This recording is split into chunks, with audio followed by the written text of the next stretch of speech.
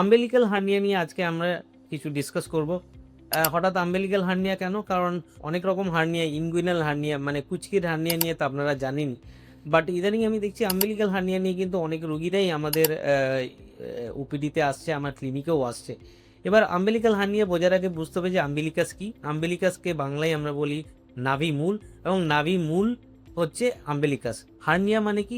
শরীরের যে কোনো বডি ক্যাভিটি থেকে যদি কোনো কিছু বডি ক্যাভিটির বাইরে বেরিয়ে আসতে থাকে, ধরুন আমাদের পেটটা যদি ধরুন একটা গামলার মতন ভাবেন, এবং তার মধ্যে যদি কন্টেন্টস, গামলাটা যদি একটা মানে কভার দেওয়া থাকে, সেই কভারের বাইরে দিয়ে যদি বেরোতে থাকে, যেরকম মনে হয়, যেরকম ব্যাপারটা হয়, ঠিক তেমনি আমাদের কিন্তু শরীরের পেটটাও কিন্তু একটা ক্যাভিটির মতন। সেখানে আমাদের নাড়িটাও রয়েছে, এবং সেই ক্যাভিটির আচ্ছাদন বা রুফটা হচ্ছে আমাদের অ্যাবডোমিনাল ওয়াল বা পেটের দেওয়াল। তার মধ্যে নাভিমূল হচ্ছে একটা weak point, congenital weak point.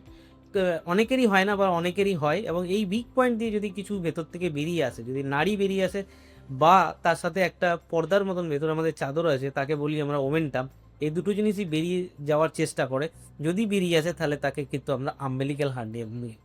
এবার আম্বেলিক্যাল হার্নিয়া কাদের হয়? আম্বেলিক্যাল হার্নিয়া কিন্তু বয়স এবং লিঙ্গ ও, কোনো ভেদাভেদ নেই।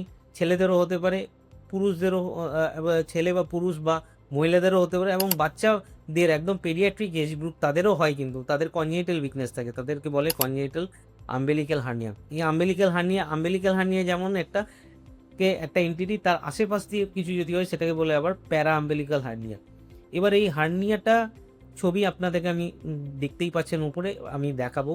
এই আম্বেলিক্যাল হার্নিয়া কিভাবে বোঝা যাবে? এক তো হচ্ছে ক্লিনিক্যাল এক্সামিনেশন করে কাশলে পেটের নাভির জায়গাটা ফুলে উঠবে, মাঝে মাঝে ব্যথা করবে, কষ্ট হবে, এগুলোই হচ্ছে সিমটমস। আর এর ক্লিনিক্যাল এটা একটা ডায়াগনোসিস।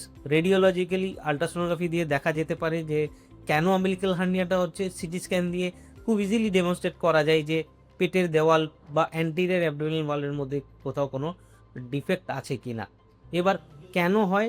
হওয়ার কারণ কিন্তু সেই একই, কোনো না কোনো কারণে যদি পেটের দেওয়াল বা অ্যান্টি অ্যাবডোমিনাল উইকনেস থাকে, সেটা জন্মগতভাবে যদি হয় তাকে ইংলিশে বলে কনজেনিটাল উইকনেস, বা হতে পারে acquired weakness which could be due to obesity, প্রচণ্ড মেদ জমা, বা শরীর পেটের মধ্যে fluid accumulation due to liver disease বা due to any other disease, বা অ্যাডভান্স ম্যালিগনেন্সি, অ্যাসাইটিস, এইগুলো যদি হয় সেগুলো, বা শরীরের মধ্যে যদি কোনো রকম স্ট্রেনিং ফ্যাক্টার্স থাকে, মানে হচ্ছে যে আপনি ধরুন যদি আপনার শক্ত পায়খানা হয়, কনস্টিপেশন বা শ্বাসকষ্ট হয়, বা সিওপিডি, অ্যাজমাদের পেশেন্ট, বা আপনার যদি শারীরিক উইকনেস থাকে বা দুর্বলতা থাকে, যেমন ডায়াবেটিক্স পেশেন্টদের, এল্ডারলি এজ গ্রুপ যাদের এমনি মাসেল টোনটা যাদের কম হয়, তাদের মধ্যেও কিন্তু এই আম্বেলিক্যাল হার্নিয়া হয়।